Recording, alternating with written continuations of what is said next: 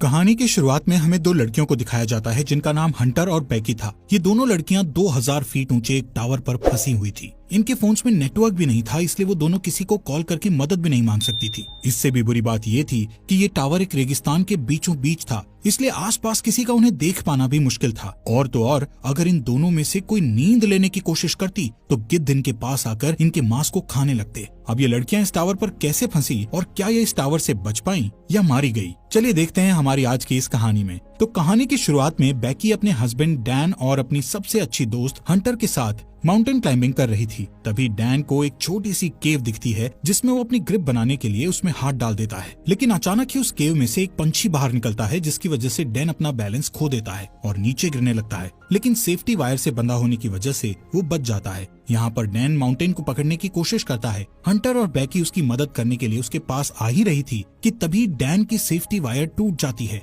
और वो नीचे गिरकर मर जाता है। यहाँ से सीन प्रेजेंट में 1 साल बाद दिखाया जाता है, जहाँ बैकी आज भी उस इंसिडेंट में मरे अपने हस्बैंड को याद करके बहुत दुखी थी। वो काफी ज्यादा ड्रिंक करने लगी थी, जिससे वो डिप्रेशन में थी। उसकी इस बात से उसके फादर जेम्स उसको लेकर काफी परेशान थे। वो बैकी को उस इंसिडेंट से मूव ऑन करने को कहते हैं, लेकिन बैकी उनकी कोई बात मानने को तैयार नहीं थी। एक दिन बैकी अपनी लाइफ से परेशान होकर बहुत सारी दवाइयाँ एक साथ खाकर सुसाइड करने की कोशिश करती है कि तभी उसके फोन पर हंटर का कॉल आता है, जिससे वो सुसाइड नहीं करती। अगले दिन हंटर उसके घर जाती है। हंटर बैकी को उस इंसिडेंट से बाहर निकालने के लिए उसको कहती है कि उसने B67 टीवी टावर पर क्लाइंब करने का प्लान बनाया है और जिसमें तू भी मेरे साथ क्लाइंबिंग करने चल रही है। अब क्योंकि हंटर जानती थी कि बैकी को एडवेंचर प्लेसेस पर जाना बहुत पसंद था और काफी लंबे समय से उसने कोई एडवेंचर भी नहीं किया था, बैकी जो इस टाइम काफी परेशान थी, इसलिए वो हंटर को क्लाइंबिंग करने से मना कर देती है। लेकिन नेक्स्ट मॉर्निंग जब वो किचन में रखी अपनी मेडिसिन लेने जाती है तो वो थोड़ा सोचते हुए डिसाइड करती है कि वो उसके साथ क्लाइंबिंग करने जाएगी। इसके बाद हंटर और बैकी दोनों उस टावर की ओर निकल जाते हैं। रास्ते में बैकी हंटर के फोन में उसकी कुछ पुरानी फोटोज देखने लगती है। जैसे ही वो स्क्रॉल करते हुए आगे और फोटोज देखती है तो हंटर की एक फोटो में वो नोटिस करती है कि हंटर के कंधे पर एक लड़के का हाथ था। बैकी हंटर से उस लड़के के बारे में पूछती है, लेकिन हंटर उसे कुछ भी बताने से मना कर देती है। तभी यहाँ बैकी के फोन पर उसके फादर का कॉल आता है, लेकिन वो कॉल पिक नहीं करती। काफी देर ड्राइव करने के बाद वो एक होटल में रात गुजारने के लिए रुकते हैं। डिनर करते वक्त बैकी को पता चलता है कि हंटर अब एक यूट्यूब व्लॉगर है और यूट्यूब रेवेन्यू से ही वो अपनी ट्रैवलिंग का खर्च उठाती है। इसी दौरान बैकी की नजर विंडो के बाहर उस टीवी टावर पर पड़ती है जहाँ पर वो दोनों जा रही थी। हंटर बैकी को बताती है कि ये टावर यूनाइटेड स्टेट का चौथा सबसे ऊंचा टावर है। नेक्स्ट मॉर्निंग बैकी और हंटर अपनी कार में बैठकर अपना सफर जारी रखती हैं। यहाँ पर हंटर ड्राइविंग करते करते ही अपने यूट्यूब चैनल के लिए व्लॉग बनाने लगती है, जिसमें वो अपने व्यूअर्स को बताती है कि वो अपनी बेस्ट फ्रेंड के साथ उस टीवी टावर पर चढ़ने वाली है। इसके बाद फाइनली वो दोनों उस टीवी टावर के पास पहुंच जाती हैं, जहां उन्हें गेट पर एक डेंजर साइन के साथ ताला लगा हुआ मिलता है। यहाँ से वो दोनों गाड़ी को छोड़कर पैदल ही आगे जाने लगती हैं। रास्ते में उन्हें कुछ गिद्ध एक मरे हुए जानवर को खाते हुए दिखाई देते हैं। हंटर इस चीज को भी अपने व्लॉग में रिकॉर्ड कर लेती है और उस मरे हुए जानवर की फोटो क्लिक करके अपने इंस्टाग्राम अकाउंट पर पोस्ट कर देती है, जिस पर उसे बहुत जल्द ही काफी लाइक्स मिल गए थे। कुछ देर बाद वो टावर तक पहुंच जाते हैं। यहाँ पर हंटर अपना व्लॉग बनाना बंद कर देती है। वहीं बैकी टावर की ऊंचाई देखकर डरने लगती है और उसे लगता है कि वो ये नहीं कर पाएगी, क्योंकि डैन के साथ हुए इंसिडेंट के बाद उसने कभी इतनी ऊंचाई का सामना नहीं किया था। लेकिन हंटर उसे उसका डर दूर करने के लिए कहती है, जिसके बाद हंटर सेफ्टी रोप को उसकी कमर से बांधकर टावर के ऊपर चढ़ना शुरू कर देती है। ये पूरा टावर काफी पुराना हो चुका था, जिस पर बुरी तरह से जंग लगी हुई थी। इस टावर की सीढ़ियाँ हिल रही थी और नट बोल्ट भी काफी लूज हो चुके थे। यहाँ पर ये दोनों काफी ऊपर तक चढ़ चुकी थी कि तभी बैकी के हाथ से सीढ़ी का एक पुराना हिस्सा टूटकर नीचे गिर जाता है, जिससे बैकी थोड़ा डर जाती है। लेकिन वो हिम्मत करके फिर से उस टावर के ऊपर चढ़ने लगती है। ऐसे ही धीरे धीरे वो आधे टावर तक पहुंच जाती है, यानी 1000 फीट ऊपर, जहाँ से शहर काफी छोटा दिखाई दे रहा था। ये दोनों यहाँ पर कुछ देर आराम करती हैं और पानी पीने के बाद फिर से क्लाइंबिंग करने लगती हैं। थोड़ी देर बाद वो 1800 फीट ऊपर पहुँच चुकी थी और अब उन्हें सिर्फ 200 फीट ही ऊपर चढ़ना था। बैकी इतना ऊपर चढ़कर काफी डरने लगती है, क्योंकि वहाँ हवा बहुत तेज चल रही थी और सीढ़ियाँ भी काफी पुरानी होने की वजह से हिल रही थी। वो हंटर से कहती है कि अब उन्हें वापस नीचे जाना चाहिए, लेकिन हंटर उसे बोलती है कि अब इतनी ऊपर आकर उन्हें हार नहीं माननी चाहिए। जिसके बाद वो वापस से ऊपर चढ़ने लगती हैं। यहाँ से टावर के ऊपर चढ़ने का रास्ता काफी खतरनाक था। रास्ते में लगी कुछ डिस्क को हंटर ने काफी आसानी से पार कर लिया था और अब वो बेकी को भी उन्हें पार करने में मदद कर रही थी। अब जैसे जैसे वो ऊंचाई पर जा रही थी वैसे वैसे हवा का प्रेशर भी बढ़ता चला जा रहा था, जिससे बेकी और ज्यादा डर रही थी। इसी बीच सीढ़ी के पुराने नट बोल्ट एक एक करके अपने आप निकलने लगते हैं, लेकिन इस बात से अनजान वो दोनों ऊपर चढ़ना जारी रखती हैं और फाइनली वो दोनों टावर के टॉप पर पहुंच जाती हैं,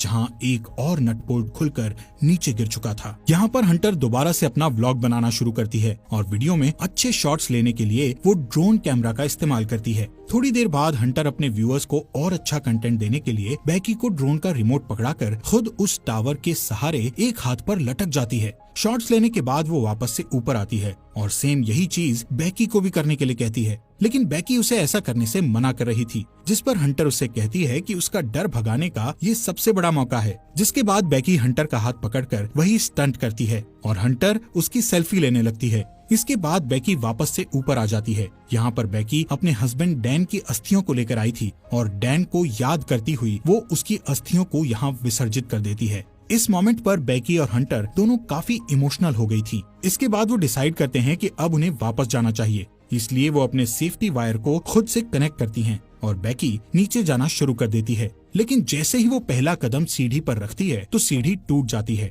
और वो सीढ़ी के साथ साथ नीचे गिरने लगती है, लेकिन हंटर किसी तरह उसे पकड़कर वापस ऊपर खींच लेती है। यहाँ पर बेकी मौत के मुंह से बचकर आई थी, जिससे वो जोर जोर से डर के मारे रोने लगती है और अचानक दोनों हंसती हैं। नीचे देखने पर उन्हें पता चलता है कि अब उनके नीचे उतरने के लिए कोई सीढ़ी ही नहीं है। वो दोनों अपने अपने फोन को चेक करती है, लेकिन उनके फोन में कोई नेटवर्क नहीं था और उनका बैग भी नीचे टावर डिस्क पर गिर चुका था, जिसमें उनके खाने पीने का सामान था। यहाँ ऊपर टावर पर उन्हें एक इमरजेंसी बॉक्स दिखता है, जिसे खोलने पर उन्हें एक दूरबीन और एक फ्लेयर गन मिलती है, लेकिन ये दोनों चीजें उनके किसी काम की नहीं थी। ये सब देखकर बेकी हंटर पर भड़क जाती है। हंटर उसे ये कहते हुए शांत करने की कोशिश करती है कि हो सकता है सीढ़ियों के नीचे गिरने की आवाज सुनकर कोई उनकी मदद करने आए और इसलिए अब हम दोनों को बस थोड़ी देर इंतजार करना होगा जब तक कि कोई आ नहीं जाता। तभी हंटर नोटिस करती है कि पिछली बार सीढ़ियों के गिरने की वजह से बेकी के पैर पर चोट लगी थी और अब उस चोट से ब्लड बाहर आ रहा था। यहाँ पर हंटर बेकी की चोट पर अपनी शर्ट बांध देती है।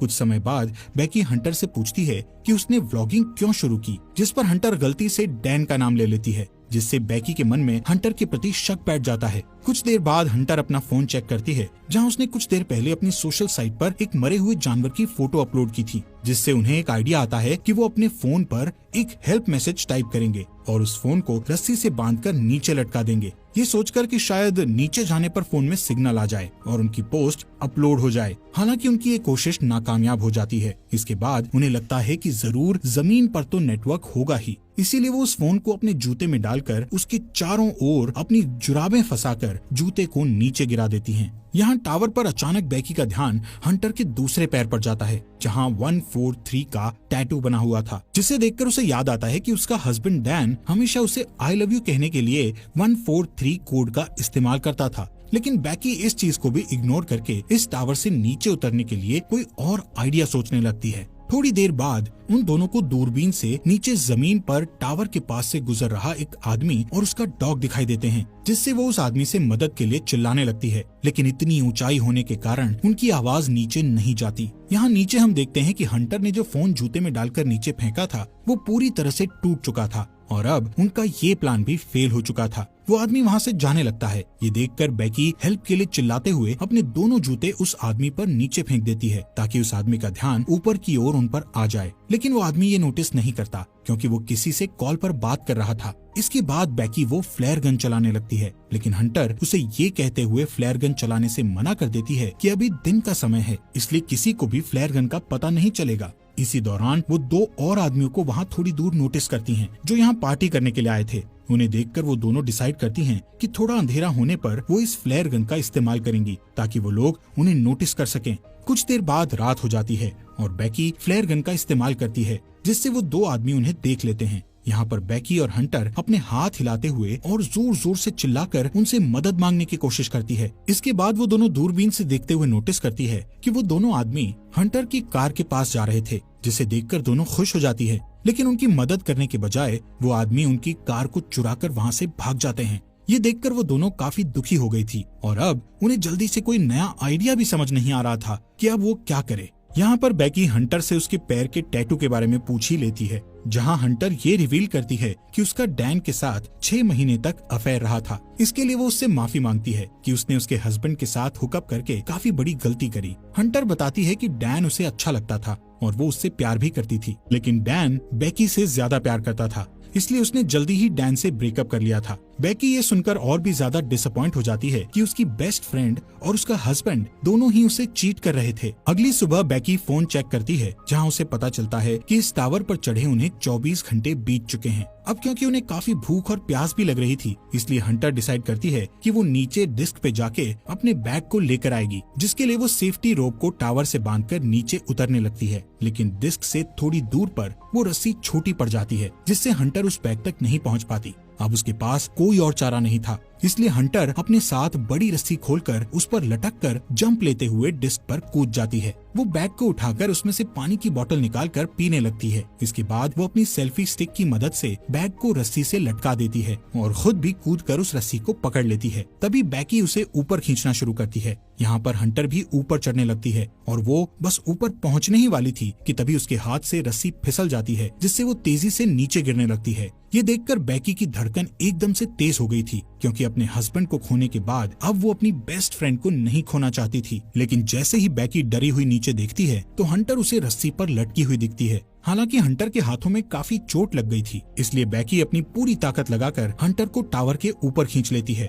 थोड़ी देर बाद बेकी एक हेल्प नोट लिखकर ड्रोन में फंसा देती है और ड्रोन के सहारे पास के होटल तक पहुंचने की कोशिश करती है, लेकिन ड्रोन में बैटरी कम होने की वजह से वो ज्यादा दूर नहीं जा सकता था, इसलिए वो उसे वापस अपनी ओर ले आती है। यहाँ अब फिर से वो दोनों टावर पर हेल्पलेस थी। रात में बेकी को एक भयानक सपना आता है, जिसमें वो देखती है हंटर की उस टावर पर ही मौत हो गई और गिद्ध हंटर के शरीर को खा रहे हैं। इससे वो डरी हुई उठती है और तब उसे पता चलता है कि ये बस एक बुरा सपना था। नेक्स्ट मॉर्निंग बेकी के दिमाग में एक आइडिया आता है कि वो टावर के ऊपर लगी लाइट से ड्रोन को चार्ज कर सकती है। इसके बाद वो टावर के पोल पर चढ़कर जैसे ही ड्रोन चार्जर को प्लग में लगाती है तो वो देखती है कि वो प्लग काफी लूज था, इसलिए बेकी को ऊपर लटके हुए ही उस चार्जर को पकड़े रखना पड़ता है जब तक कि ड्रोन की बैटरी फुल चार्ज नहीं हो जाती। काफी टाइम से उस पोल को पकड़े रहने की वजह से बेकी के हाथ धीरे धीरे करके सुन्न पड़ने लगे थे और इससे भी बुरी बात ये थी कि अब यहाँ पर काफी सारे गिद्ध आकर उस पर अटैक भी कर रहे थे, जिससे बेकी के हाथों से बैग नीचे गिर जाता है।